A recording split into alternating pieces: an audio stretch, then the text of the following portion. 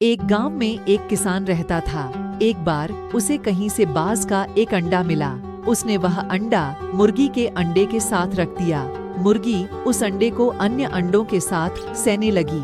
कुछ दिनों में मुर्गी के अंडे में से चूजे निकल आए और बाज के अंडे में से बाज का बच्चा। बाज का बच्चा चूजों के साथ पलने लगा। वह चूजों के साथ खाता पीता, खेलता, इधर उधर फुदकता बड्ढा होने लगा। चूजों के साथ रहते हुए उसे कभी एहसास ही नहीं हुआ कि वह चूजा नहीं बल्कि बाज है।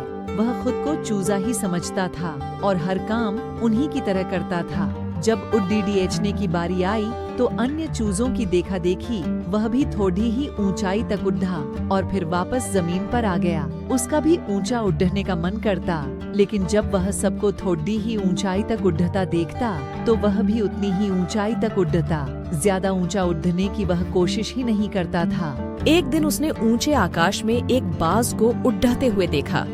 इतनी ऊंचाई पर उसने किसी पक्षी को पहली बार उड़ते हुए देखा था। उसे बद्धा अचरज हुआ। उसने चूजों से पूछा, वो कौन है भाई जो इतनी ऊंचाई पर उड़ रहा है? चूजे बोले, वो पक्षियों का राजा बाज है। वह आकाश में सबसे ज्यादा ऊंचाई पर उड़ डेचता है। कोई दूसरा पक्षी उसकी बराबरी नहीं कर सकता। यदि मैं भी उसके जैसा उड़ डेनना चाहूं तो? बाज के पूछा, कैसी बात करते हो? मत भूलो तुम एक चूजे हो।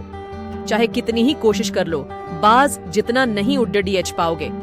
इसलिए व्यर्थ में ऊंचा उड्डेचने के बारे में मत सोचो।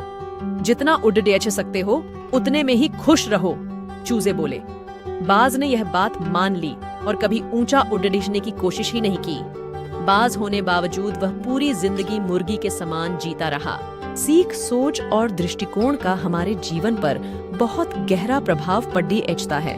हम सभी क्षमता और संभावनाओं से परिपूर्ण हैं। चाहे हम कैसी भी परिस्थिति में क्यों न हो, हमें आवश्यकता है अपनी क्षमता पहचानने की और अपनी सोच तथा दृष्टिकोण को व्यापक बनाने की। हम स्वयं को चूजे समझेंगे तो चूजे ही बनेंगे और बाज समझेंगे तो बाज बनेंगे। खुद को कम न समझें, अपनी क्षमता को सीमित न करें, बाज बनें और जीवन में ऊंची उड़ान भरें।